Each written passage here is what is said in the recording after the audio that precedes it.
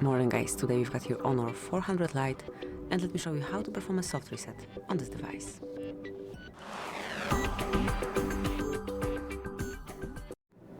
So basically all you have to do is tap on power button along with volume down button, tap and hold. Just keep holding for a few more seconds, more or less 10.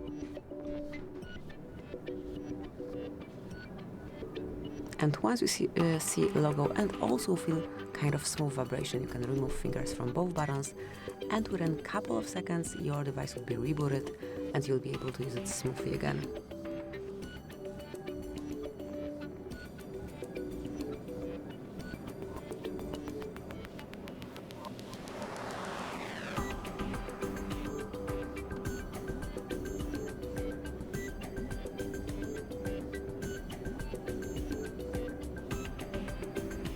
So now just unlock your device and use it smoothly.